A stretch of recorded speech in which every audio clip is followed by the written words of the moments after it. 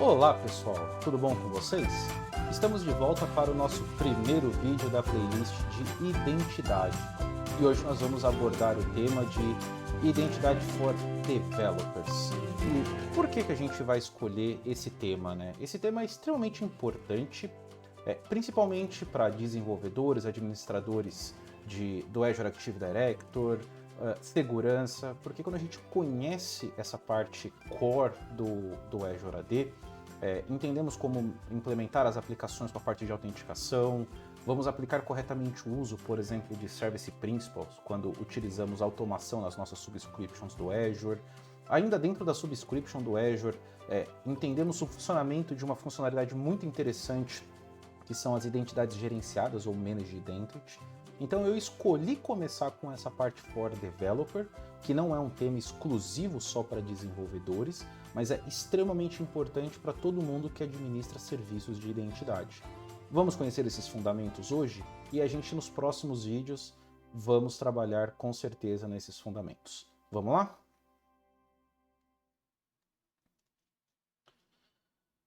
Bacana. Nosso primeiro tema.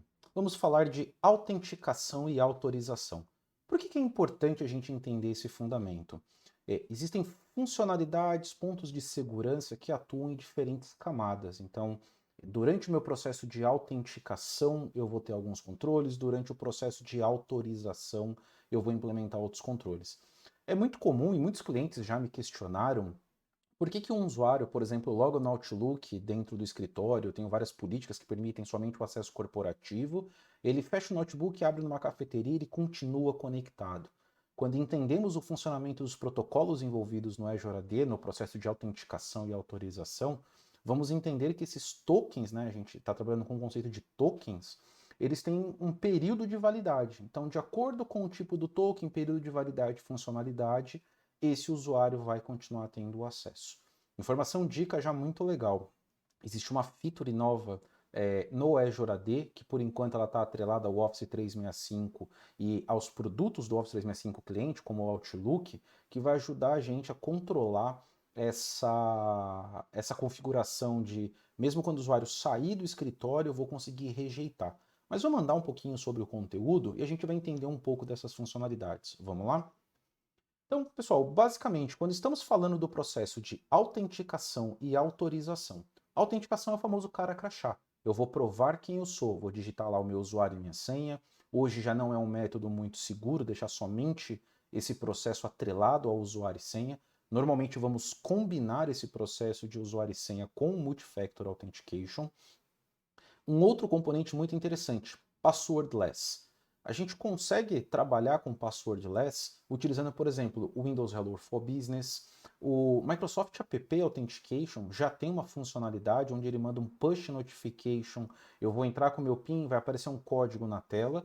E principalmente, pessoal, vou pegar a minha aqui que está em uso. Acho que a minha outra chave não está em mãos.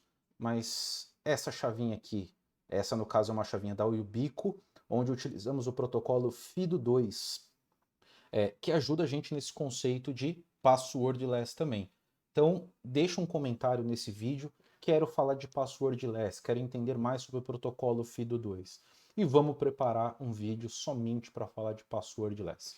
E um outro modelo também muito comum para autenticação era a autenticação baseada em certificados, smart cards.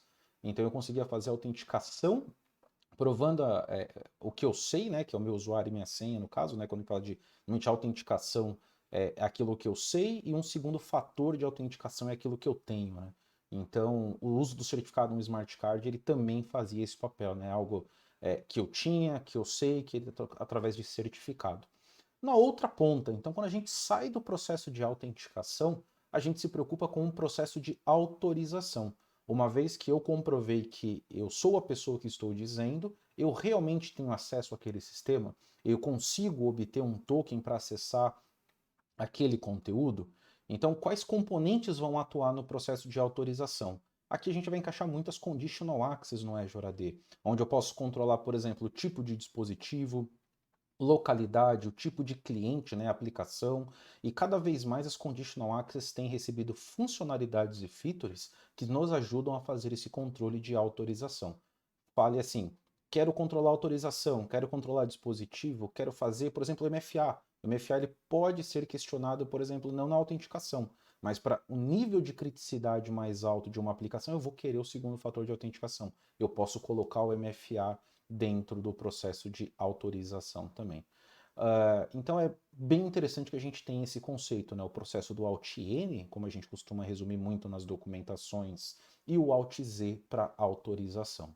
Bacana, pessoal? Então depois a gente vai trabalhar um pouco desses conceitos, um pouco nas demos, e a gente vai ver esse cara trabalhando. Bacana, um outro conceito que é extremamente importante, entender o conceito do Security Token Services. Nesse slide, por exemplo, eu trouxe um exemplo do básico de funcionamento, ele está baseado no protocolo ALF, que a gente vai falar um pouco daqui a pouco, mas é importante assim, independente se for Samuel, se for o ALF ou qualquer protocolo de federação de token, o processo vai ser bem semelhante, tá? Então temos aqui alguns elementos que são extremamente importantes para a gente. O primeiro elemento, o Authorization Server.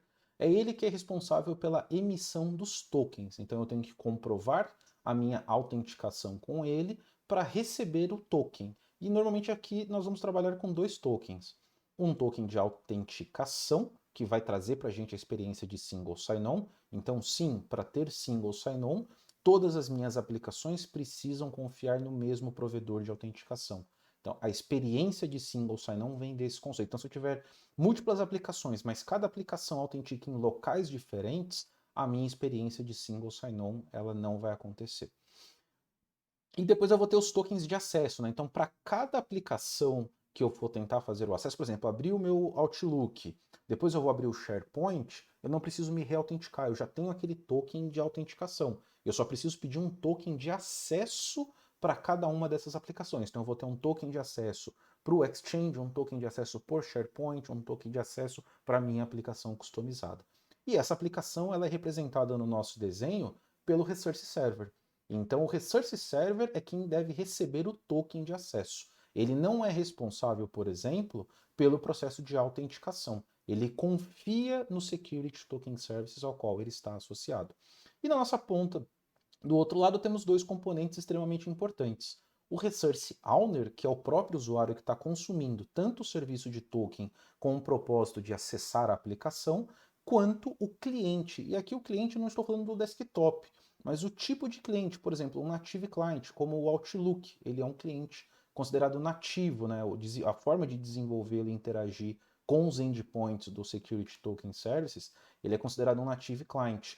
Ou ele pode ser uma web app que acessamos através de browser. Então é muito importante que eu vou ter um programa, um cliente que vai interagir com os endpoints para que o Resource Owner consuma o Resource Server. Então, independente do protocolo, o fluxo vai ser esse aqui, ó.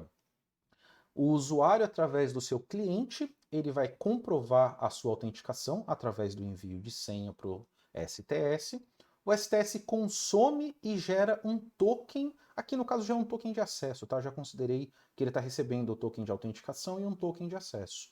Esse token de acesso, ele vai reenviar para o Resource Server. E aí o Resource Server vai permitir o acesso desse usuário.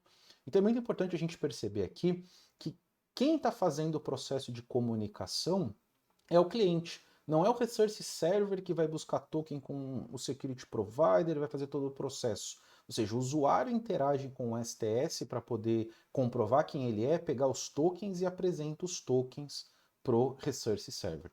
Existem alguns fluxos no OAuth, tudo bem, eu já sei que vocês vão falar, que eu tenho troca de token entre o Resource Server e o Authorization, o STS, mas ele sempre é gerado a partir de um pedido de um token especial que sai do cliente. Por isso que a gente fala aqui no Basics, sempre a interação parte do cliente para o Resource Server e para o Security Token Service. Bacana, pessoal? Vamos seguir aqui. Bom, bacana. Falamos bastante aí sobre protocolos. Então, quando falamos do Azure AD, dois protocolos são muito utilizados nesse processo. O Samuel versão 2, que é um protocolo baseado em XML, né? Então os tokens dele, toda a conversa ela é baseada em XML, e o OAuth, que ele é baseado em tokens JWT, de JSON Web Token. Então ele já é no formato de JSON, ele é já um token mais leve, e o mercado tem adotado cada vez mais o uso do protocolo. Então aqui, pessoal, na nossa documentação lá no blog, eu estou deixando a URL dessas documentações oficiais, tanto do Samuel quanto do OAuth. É extremamente importante ler a documentação oficial para que a gente entenda as minúcias desses protocolos, as suas interações, os tipos de flow. Nós vamos andar por alguns flows na nossa demo, a gente vai abrir uma whiteboard para falar um pouco desses fluxos, mas o conhecimento desses protocolos, aqui como é um vídeo para Foundation, é extremamente importante. Então fica a dica para entender bem, conseguir trabalhar com o Azure AD, é extremamente importante trabalhar com esses protocolos e conhecer como eles funcionam. Os tipos de token. Aqui eu vou me concentrar no OAuth, justamente pela relevância que ele tem no mercado, né?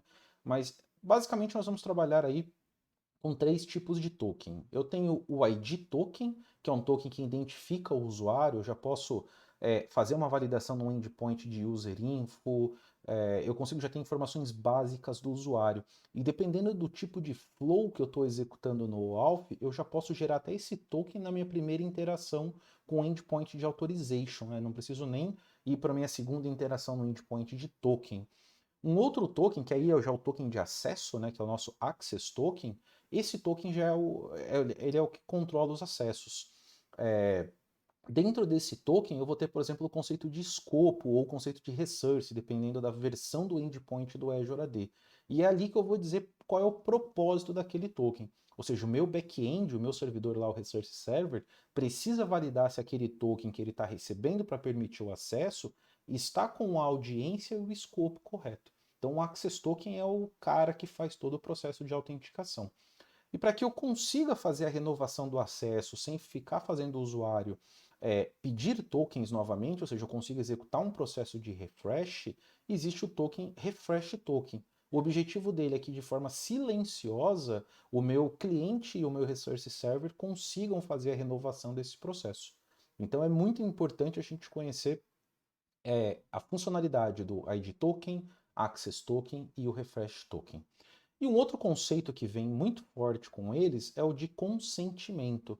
Uma vez que eu desenvolvo aplicativos, por exemplo, um aplicativo no celular que vai ler o meu calendário. Quando o usuário acessar o aplicativo pela primeira vez, eu vou ter que pedir o consentimento. Olha, você autoriza eu, como aplicação, acessar o teu calendário? Você vai clicar em sim e vai permitir que a API consulte, por exemplo, a API do Microsoft Graph, que vai extrair as informações do seu calendário.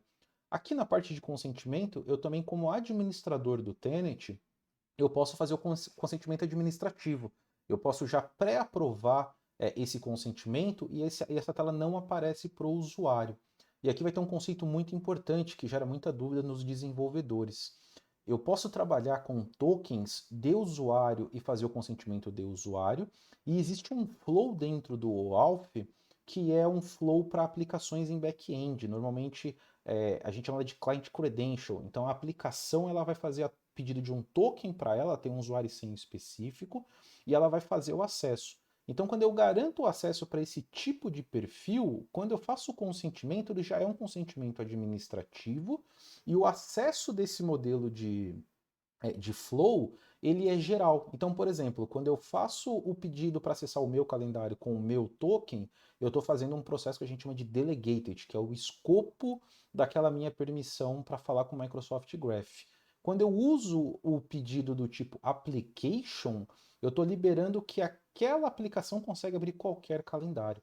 Então é extremamente importante eu entender essa diferença, porque se o desenvolvedor falar, eu vou desenvolver uma aplicação que vai integrar com o calendário, qual é o caminho seguro? Usando o modelo delegado e fazendo consentimento, por exemplo, com o usuário. Então você evita que uma aplicação com algum erro de escrita, algum problema de segurança, seja explorada para acessar qualquer calendário. E claro, o administrador ou o desenvolvedor com acesso daquele Client ID Secret também pode fazer esse acesso. Então é extremamente importante entendermos essas diferenças de implementação para poder fazer o registro de aplicação e até orientar os desenvolvedores da forma correta.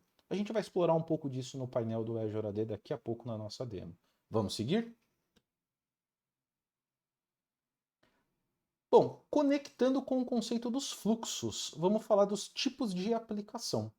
Então aqui eu separei os tipos de aplicação e os tipos de flow, porque não faz sentido algumas combinações e normalmente elas vão expor riscos de segurança. Então, entendendo os tipos de aplicação, podemos ter, por exemplo, a Single Page Application. São aplicações que chamamos de SPA. Normalmente são aplicações de JavaScript escritas em React, em Angular ou em qualquer linguagem que rode no lado do browser. Então, ou seja, pelo fato dela rodar no browser, não ter um servidor processando, eu tenho que tomar muito cuidado com o tipo de interação com os tokens, com a informação que eu vou transitar, para que eu não coloque informações confidenciais do lado do cliente. Então é muito importante eu entender que sempre quando eu falo de SPA, eu estou falando de aplicações que rodam 100% do lado browser. O segundo tipo de aplicação, normalmente ela vai ser essa combinação, Web App e Web API. Eu vou ter normalmente o Web App, onde eu vou ter o browser fazendo acesso a uma página web, e essa página web faz acesso a uma API, ou eu vou ter API fazendo chamada para API. Então eu posso ter tipos de flow do OAuth específicos para atender esses cenários. E o último modelo que a gente tem são as aplicações mobile ou os native clients. Então, por exemplo, o Outlook ele é considerado um cliente nativo. Então você vai interagir com alguns tipos de flow. Aqui na parte de aplicação, ou seja, quais são os tipos de flow, por exemplo, no OAuth, né? Então eu trouxe alguns exemplos. Nós temos o implicit flow, onde eu consigo, por exemplo, com o SPA. Como o SPA não consegue fazer troca de um code para um authorization code, que é o nosso caso de baixo, ou seja, ele gera um code para esse code ser trocado por um access token, porque tudo roda do lado do cliente. Então o que eu precisava fazer? Eu precisava conseguir emitir o token até mesmo na primeira interação. Então eu usava o implicit flow normalmente com aplicações SPA. O que nós evoluímos, né? Ou seja, o fluxo de baixo, o authorization code. O authorization code ele é um flow que depende de dois passos. Eu preciso gerar o code e depois que eu gero o code eu tenho que fazer a troca por um access token. A forma de chamar o endpoint para fazer essa troca, ele depende de eu usar aquela usuário e senha especial que eu comentei. Então não é seguro que essa troca de token aconteça do lado cliente. Então, o que aconteceu? Foi desenvolvido no protocolo OAuth uma extensão chamada PKCE, ou PIX.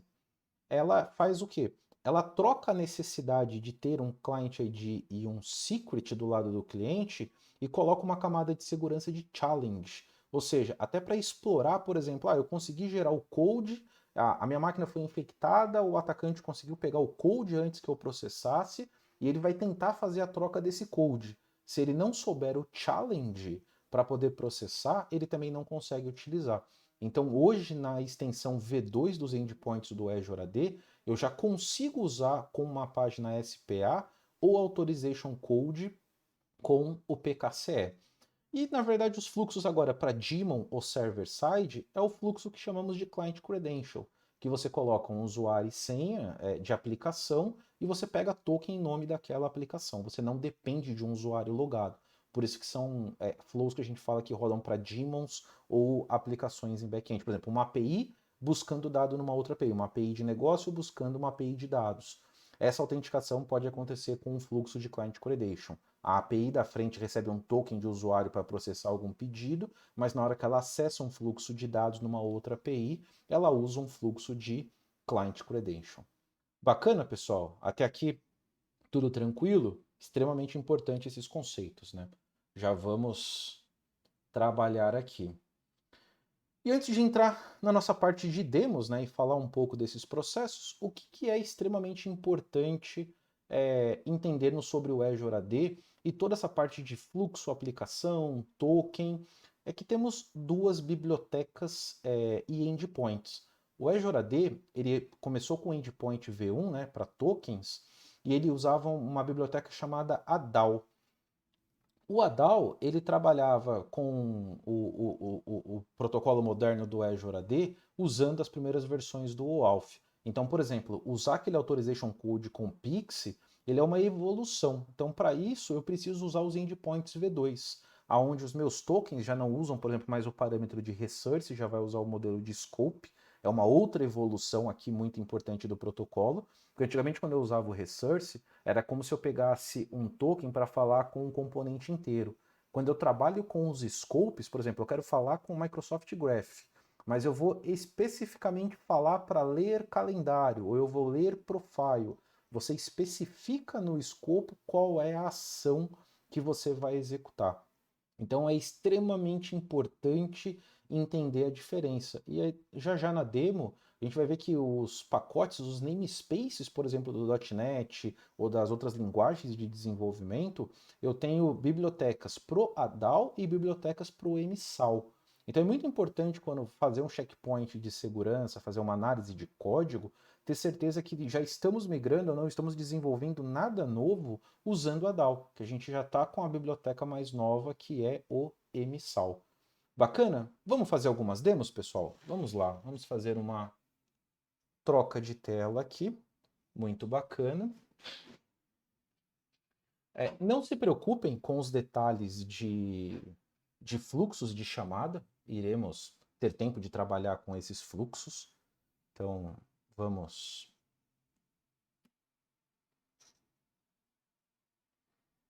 fazer um...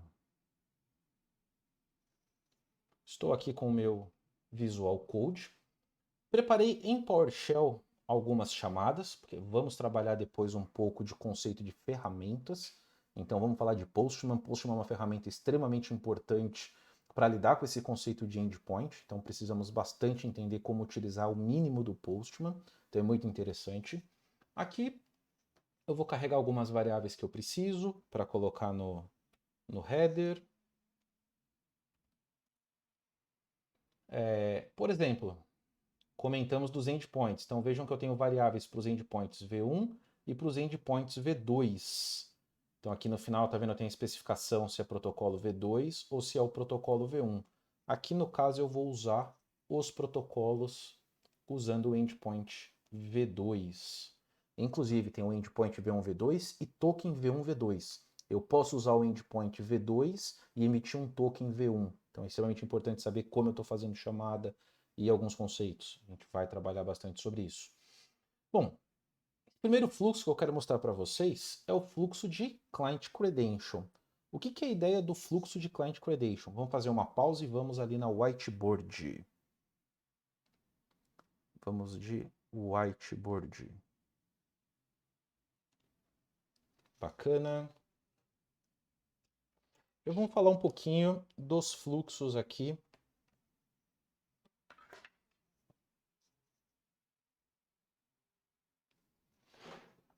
O que a gente precisa entender quando a gente está falando dos fluxos? Client Credential. Eu vou ter um cliente que vai representar um client ID mais um secret, uma senha. Qual que é a ideia? Ele usa essas duas informações para ir até o STS e fazer o pedido de um access token. Esse access token, ele vai ter o propósito de atender esse cliente, ou seja, ele não está autenticando um usuário, ele não está pegando a senha e validando a existência de um usuário. Ele é o próprio usuário.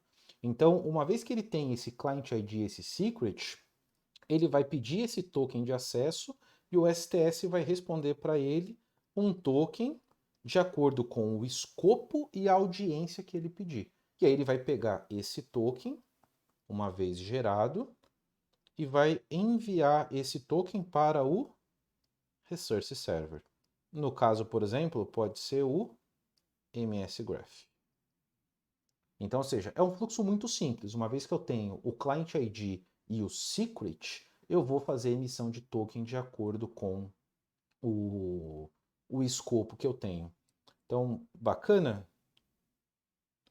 Depois a gente vai falar do próximo fluxo, e aí a gente entende o funcionamento dele, né? Então vamos voltar para o Visual Studio, vamos sair da whiteboard, vamos Então, bacana, o que, que eu tenho no meu body que eu vou passar para o meu endpoint? Eu estou dizendo qual é o fluxo, né, o grant type que eu vou executar, é um fluxo de client credential, eu tenho o meu client ID e o meu secret, e eu estou pedindo para ele, olha, eu preciso, como escopo, chamar o Microsoft Graph. Uma coisa que é bem interessante no fluxo de client credential, e a gente vai perceber isso nos outros fluxos, o tipo do escopo no client credential eu chamo default. Então, ou seja, é esperado aqui no client credential que eu coloque ponto .default. O que eu tiver de permissão configurada no portal, e daqui a pouco a gente vai acessar um pouco do portal para ver algumas configurações, eu vou receber dentro desse escopo. Então, é diferente, por exemplo, aqui, ó, num outro fluxo onde eu passo a permissão que eu quero. Então, isso no Client Credential é uma diferença. Então, bacana. Vamos rodar esse body. E vamos fazer a chamada do endpoint. E aqui ele já retornou para mim o Access Token desse pedido. Bacana. O que é importante a gente começar a observar na anatomia do Access Token? Primeiro, ele é um formato JSON. A gente falou, pô, os tokens de OAuth é JSON. Por que está vindo esse base 64? Porque o tráfego dele entre os endpoints acontece na base 64. Como é que eu faço a conversão? Eu faço o decode desse base 64. Eu gosto muito de um site que chama jwt.io. Ele é bem conhecido, muitos desenvolvedores, as pessoas utilizam ele, né? Eu posso colar o token e eu vou conseguir fazer o decode, tá vendo? Ver a versão JSON dele. Mas por que eu não vou usar ele? Porque eu aprendi a gostar de uma nova versão de um site de decode, que é o jwt.ms. Mas, Ailton, por que você gosta muito desse cara? Porque nem sempre eu sei o que significa um atributo. E é legal, eu posso colocar, eu tenho o decode aqui, ó, tá vendo? Eu tenho a formato JSON do token e eu tenho essa aba Claims. Quando eu clico nessa aba Claims, olha que legal, eu tenho uma explicação sobre o que é cada um desses atributos no meu token. Então é extremamente interessante usar o jwt.ms. Então bacana, pessoal, eu consigo ver aqui o meu token. O que eu tenho de partes desse token? O que é importante compreender? A primeira parte desse token é justamente um modelo de onde foi como foi a assinatura desse token, como é que eu vou saber qual é o certificado, existe um endpoint para o protocolo OAuth para saber sobre a assinatura desse token, vamos pegar ele daqui a pouco, a gente abre até no Postman e dá uma olhada nisso. Acho que eu não deixei essa URL fácil aqui, mas existe um endpoint e a gente até olha pelo site, interessante, onde, por exemplo, o KID, ele vai me dizer exatamente qual é o certificado que assinou. Então eu vou bater no endpoint para saber, olha, eu recebi um token de você, STS, e ele está com assinatura vindo desse certificado. Deixa eu validar. E aí você vai lá no endpoint e valida se aquela assinatura bate com o que está vindo no token. Então a gente sabe que aqui, ó, a parte final é a parte da assinatura. Então todo esse trecho verde é a assinatura que eu valido com as informações do trecho vermelho. E o trecho em azul é propriamente o conteúdo do token. Por exemplo, a audiência ela vai determinar qual é o propósito desse token. Então, ou seja, esse token tem como objetivo falar com o Microsoft Graph. E o escopo dele. Aqui. Tarará, deveria ter o Microsoft, acho que eu chamei Endpoint, não, chamei o V2. Eu deveria ter visto o escopo, ou o escopo, tá. Ele veio token em V1. Mas bacana, a gente vai rolar os outros, a gente vai ver o escopo nos de usuário. Então agora eu poderia pegar esse token aqui e fazer uma chamada no Microsoft Graph, que eu teria autorização. Bacana? Vamos continuar aqui para falar um pouco de alguns outros fluxos. Eu vou pular um pouco do implicit. O implicit, uma coisa que é importante, os tokens são retornados na string da URL. Por que não é seguro e estamos deixando de utilizar o implicit flow? Porque qualquer ataque que ataque o histórico do teu browser vai conseguir pegar esse access token. E se ele estiver válido, o atacante vai ter acesso aos seus dados. O Authorization Code, ele já é mais seguro porque ele usa POST, ele não usa GET.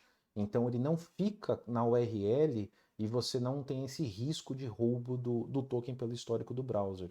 Então ainda é disponível o uso do implicit, podemos utilizá-lo, mas já agora com a extensão do PKCE, né, do PIXE com Authorization Code, inclusive aplicações SPAs já fazem uso desse flow, então é muito mais seguro.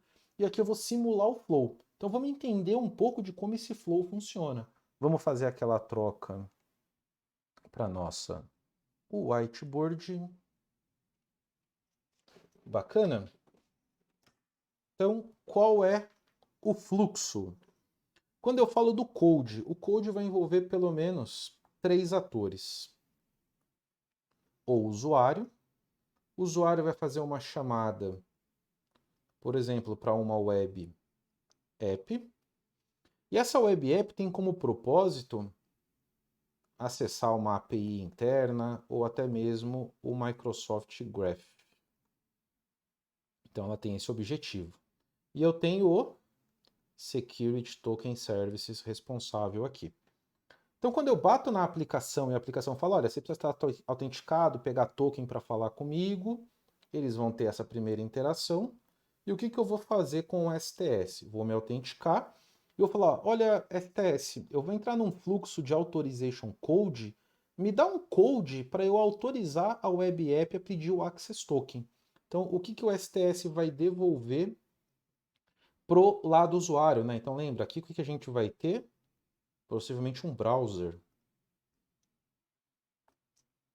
Eu vou receber o code. Com esse code, eu vou fazer a interação de novo com a web app. Vou informar, olha, está aqui o code que em meu nome você pode pedir token pro STS para acessar as APIs que você precisa. Então, o que a web app vai fazer? Ela, através de um fluxo de Authorization Code, ela vai usar o Client ID e o Secret dela. Perceba, apesar dela usar o Client ID e o Secret, não é um fluxo de Client Credential, é um fluxo de Authorization Code. Eu faço primeiro o fluxo de Code e depois um de Authorization Code. O Pixie, ele entrou aqui mais, porque aqui eu já mando um challenge. E eu tenho que passar esse challenge para cá. E esse challenge vai fazer parte do pedido do Authorization Code. Então eu vou passar o code mais o challenge para o STS. O que o STS vai fazer? Se tudo estiver ok, ele vai devolver para a web app, por exemplo, o Access Token. Se no escopo do code o usuário também falou, pode mandar o refresh token, ele também manda o refresh token. Bacana? Então percebam que num fluxo de Code Authorization Code eu tenho 2 passos. Eu tenho o passo do usuário gerando code, ele entrega o code para a web app vai até o STS, faz a troca desse code por um Access Token e depois ela manda esse Access Token para consumir as APIs. Claro, aqui seria um token para cada API, para cada escopo. Então, mas para efeito de explicação, esse é o processo. E o Refresh Token? Por padrão, todo token, seja ele no Client Credential, no Authorization Code ou no Implicit, ele tem um tempo de duração. Então isso aqui é muito importante. Vamos apagar o nosso desenho. Um Access Token, ele tem validade de 1 hora. E ele não é revogável. Então, ou seja, enquanto eu tiver esse token de 1 hora, eu consigo apresentar esse token para o meu Resource Provider. Então, ou seja, eu vou ter acesso à aplicação. Ah, mas o usuário saiu do escritório, lembra aquela história do Outlook? É o Access Token o responsável por isso. Enquanto o cliente do Outlook tem um Access Token válido, ele não fica indo até o STS para pedir autenticação, autorização, e a aplicação não fica validando. O que ela valida? O token está válido, está dentro do horário, a assinatura está correta, o escopo está correto? Esse é o propósito da validação do token. Vai expirar, vai dar 1 hora. Como é que o cliente consegue fazer uma renovação silenciosa? É aí que entra o refresh token são pares. Então, sempre quando eu recebo do endpoint, vamos receber os dois. Se eu coloquei no escopo que eu quero um offline token, né, para receber o refresh, eu vou receber o access e o refresh. Então, o que eu vou fazer? Eu vou usar o refresh para pedir um novo par. Então, o refresh ele é opaco. Se eu tentar colocar ele lá no jwt.ms e tentar ler esse refresh token, ele não converte nada, ele é um token opaco, ele é um código. Mas ele é revogável. Então, por exemplo, o usuário trocou a senha, ou eu dou um comando no STF falando, olha, a partir desse horário, por exemplo, eu pedi o token aqui a 1 da manhã. Aí eu falo, esse token está válido por 1 hora, então até as 2 da manhã ele está valendo. Mais ou menos 1h30 eu vou lá e falar, olha, revoga todos os refresh tokens a partir de 1h30. Então, como esse token foi gerado a 1 hora, na hora que eu tentar renovar por uma troca de token, o que vai acontecer? Ele vai negar o uso desse refresh token, automaticamente esse access token vai expirar e eu vou ter que voltar para o início do processo. Então aí eu consigo forçar o usuário a reautenticar. O que é a boa notícia? Vamos dar um spoiler rápido aqui. Então, se eu pensar no seguinte, eu tenho um access token de 1 hora, se eu entrar no 365 no meu Exchange Online, o Exchange Online vai aceitar esse token por até 1 hora. Foi implementada recentemente uma feature, e a gente vai falar dela, não vamos dar tanto spoiler assim, que o 365 consegue olhar para esse access token, fazer uma validação no Azure AD e falar assim, esse token não deveria estar vindo dessa forma. Por exemplo, o usuário deveria estar dentro do escritório e não fora. O que o 365 vai fazer? Ele vai rejeitar o token. Só que se ele rejeitar o token, o cliente não sabe o que fazer, porque o cliente só aprendeu a postar o token e quando o token não é válido, ele vai receber uma exception e vai tentar renovar. O que ele vai fazer? Então a gente precisa trabalhar com os clientes iluminados, enlightened. O Outlook foi preparado para esse preview. Ele vai entender essa rejeição do token e vai reiniciar o processo para aquisição de um novo access token. E aí o que vai acontecer? Se eu tenho uma conditional access que fala que eu só posso emitir token dentro do escritório, eu não vou conseguir. Então temos muita novidade a caminho aí. Bacana, pessoal? Vamos ver esse fluxo do code funcionando?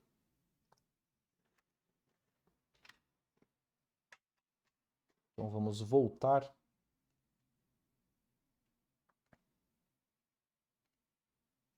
Bacana. Então o que eu já preparei aqui no meu código? Eu já preparei o challenge, o code verify, já montei a string que vai conectar. Então, por exemplo, eu estou dizendo que eu quero o OpenID, que é uma extensão do protocolo OAuth para a parte de autenticação. Então, eu posso usar o OpenID Connect mais o OAuth para fazer algumas transações. Eu estou pedindo o escopo de leitura de user read do Microsoft Graph e eu estou pedindo o offline access, que tem como objetivo pedir o refresh token. Se eu não pedir isso no code e a aplicação no back-end pedir isso no escopo, vai funcionar? A resposta é não. Muito interessante isso. Pergunta que eu também já respondo bastante. E você comentou que no implicit flow eu posso ter ataque do histórico. E com code? O code ele também vem na query string. A gente vai executar agora, eu vou receber o code na URL. Só que uma vez que esse code for utilizado, uma tentativa de usar uma segunda vez, existe uma proteção que é prevista na RFC do protocolo AUTH para negar o reply. Então, ou seja, já existe no Azure AD essa implementação, então depois da primeira utilização eu não consigo reemitir com o mesmo code. E como normalmente a transação do cliente ela é rápida, não daria muito tempo no histórico o cara conseguir pegar o code antes do usuário fazer a troca. Então o risco já é bem baixo aqui. Então bacana, vamos executar essa parte aqui. Eu vou pegar essa URL, eu já tenho aqui um usuário logado. Vamos executá-la. Olha a nossa página de consentimento, é a primeira vez que eu rodo com esse usuário.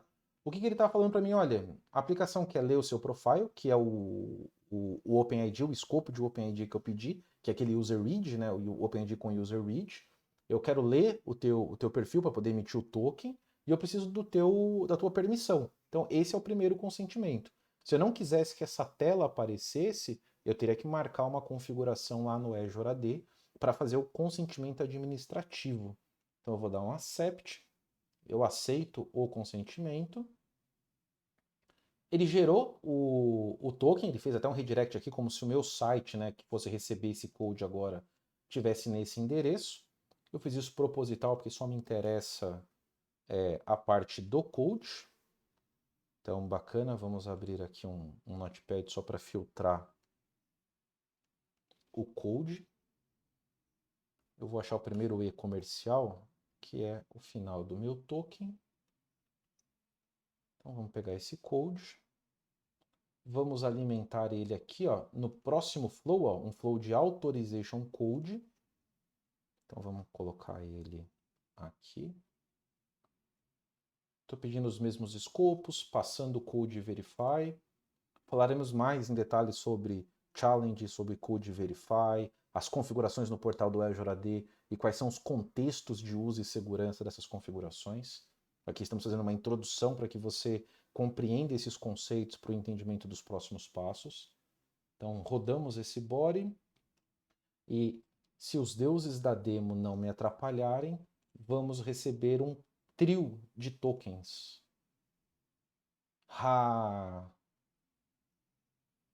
Sabia que ele ia me sacanear. Deixa eu só ver aqui. Eu sabia porque... Não, limpei a tela. Deixa eu só ver se o meu code verify está correto. Eu havia deixado todo mundo aqui. Vamos só ver se eu não rodei nada. O code challenge está bonitinho aqui. Troubleshoot na gravação, muito bom. O meu endpoint está aqui. Então, bacana.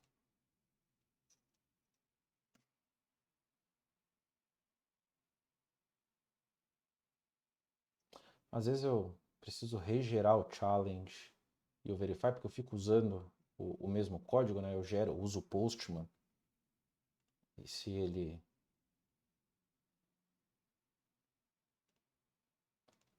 aqui não colaborar, vamos usar o nosso amigo Postman, que ele me ajuda na geração desses códigos. Basicamente eu tenho que gerar uma função, passar por um hash, por isso que eu indico qual foi o hash, né? O S256, né? Clear text.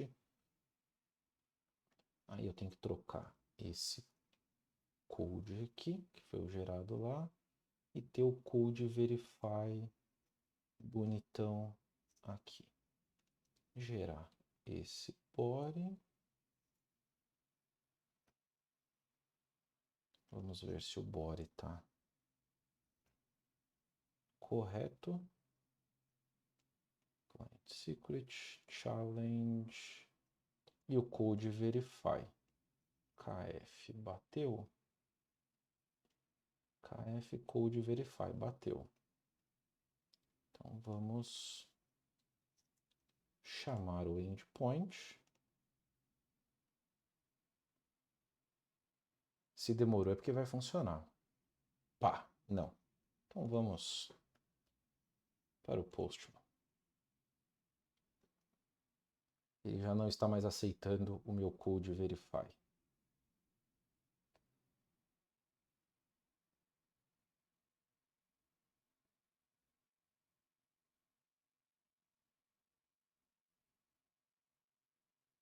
Não tem problema. Deixa eu até ver, mas eu acho que não. Eu tinha...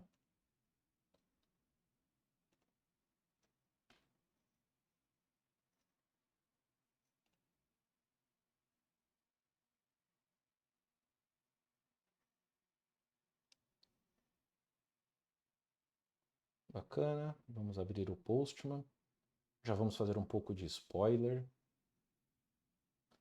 Eu já tinha deixado aqui até alguns fluxos prontos, ó, de implicit, de authorization code. Então, tá vendo? Eu já tenho tudo montado para dar um... Vamos usar uma... Pode ser a conta, será? Vamos usar o nosso login de teste. Colocar o usuário. Vamos colocar a senha.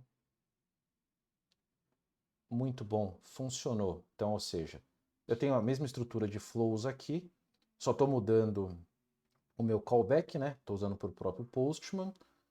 Estou já fazendo a troca do code, né? Então é muito interessante aqui no Postman. Postman Console. Vamos aproveitar o Postman Console. Olha que interessante, eu fiz um primeiro get para o code. Então vamos pegar aqui o response.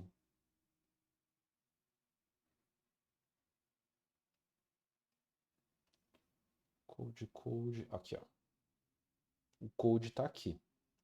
Depois que eu recebi ele e ele vem na resposta da URL, aqui é o response, se a gente pegar a URL, ela veio na resposta, eu faço um post passando ó, o tipo de code.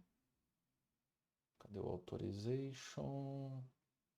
Response body. Tá vendo? Ó, eu vou postar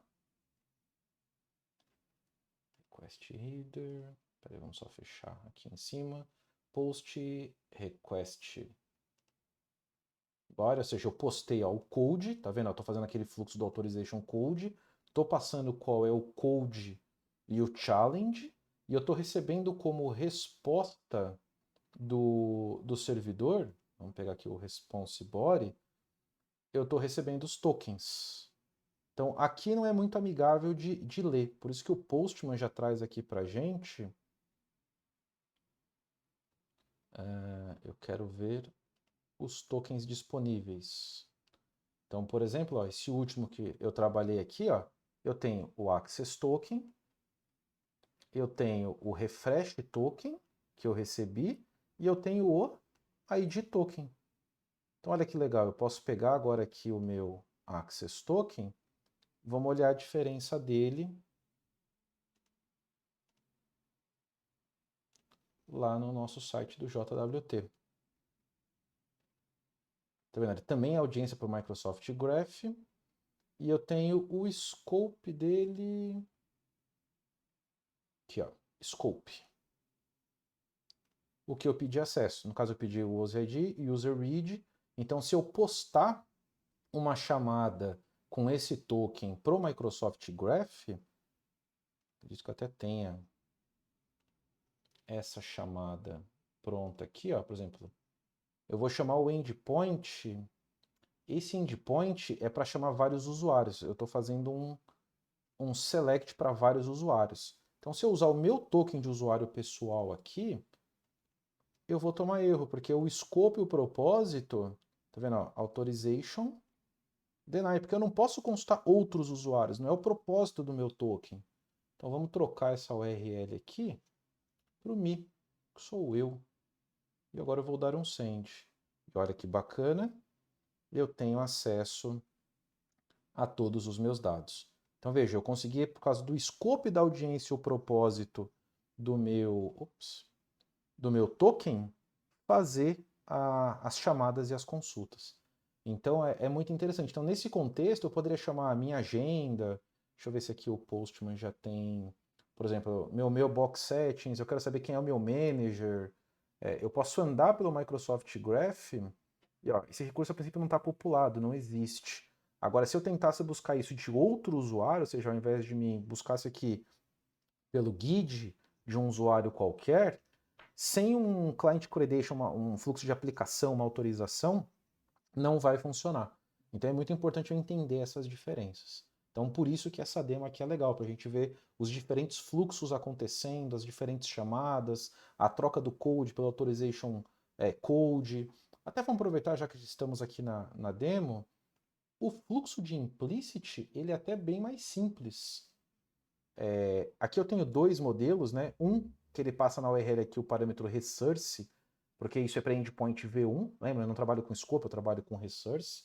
Então, como estamos calibrados com endpoint V2, vamos rodar a query de baixo, endpoint de authorize, para montar a URL.